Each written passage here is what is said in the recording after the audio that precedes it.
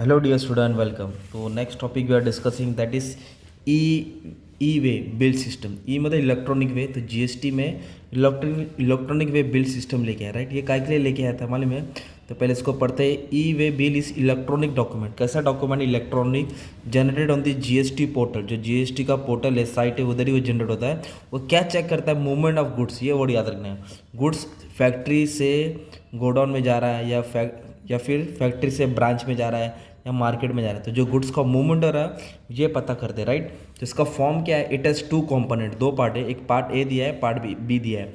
Part A में क्या होता है? डिटेल होता है, जीएसटीआई नंबर होता है रिसिपेंट का, प्लेस ऑफ डिलीवरी होता है, कहाँ से माल सप्लाई किया, मतलब पिन कोड रहेगा, चालान रहेगा, राइट, कितने का गुड्स रहेगा, वैल्यू कोड, एक HSN कोड रहेगा, ट्रांसपोर्ट डॉक्यूमेंट नंबर रहेगा। 3-4 लाइन डाल देने का तुमको।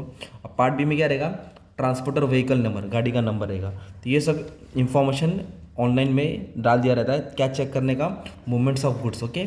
इश्यूअर कौन देता है? Every registered person. Registered person कौन है? जो जीएसटी के अंदर रजिस्टर्ड, राइट, जो लिमिट क्रॉस किया turnover. Every registered person cost movement of goods, movement of goods of consignment value more than 50,000। जो 50,000 से कम है ना उसको नहीं, मोर देन 50,000, 50,000 चाहिए तब जाके ई वेल में जनरेट होएगा, right. It require to furnish above mention form information. तो जिसका भी माल 50,000 से ज़्यादा सप्लाई कर रहा है तो उसको पार्ट बी के हिसाब से सब क्या करना पड़ेगा?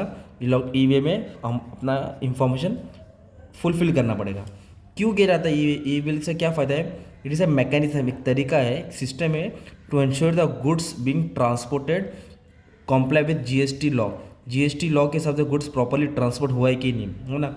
To track the movement of goods and check tax evasion, कितना टैक्स है और बराबर गुड्स का मूवमेंट कहाँ से कहाँ तक पहुँचा। E way bill provision aims to remove the ills of erstwhile way of bill system prevailing under VAT. जो वैट में दिक्कत थी, प्रॉब्लम था, उसको हटाया है ई वे बिल सिस्टम ने, ओके।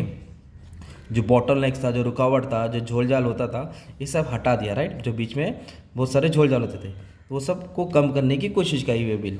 तो ये कब स्टार्ट हुआ था? तो एक डेट याद रखे तो डाल देना, okay. E way bill system has been introduce nation wide, पूरे इंडिया में ये इंट्रोड्यूस हो गया है for all inter state movement of goods. Inter state मतलब एक स्टेट से दूसरा स्टेट।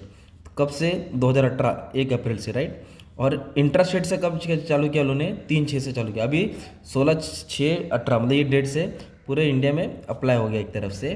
तो इससे क्या फ़ायदा हो रहा था मालूम है? कहता है ई वे bill provision under GST will bring uniform e way bill rule. पूरे इंडिया में एक ही बिल रहेगा, ऑनलाइन बिल, और वो सबके लिए कॉमन रहेगा, राइट। तो ये एक अच्छा काम करके आया ताकि जो भी है टाइम पैसा दोनों बचेगा, राइट।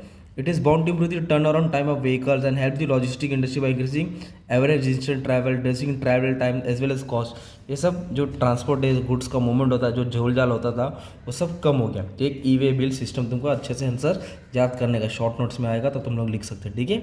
एकदम सिंपल तरीका है, अच्छे से लिख देंगे तो एक पन्ना तुम्हारा मार्क्स भर जाएगा, ठीक है। Thank you very much.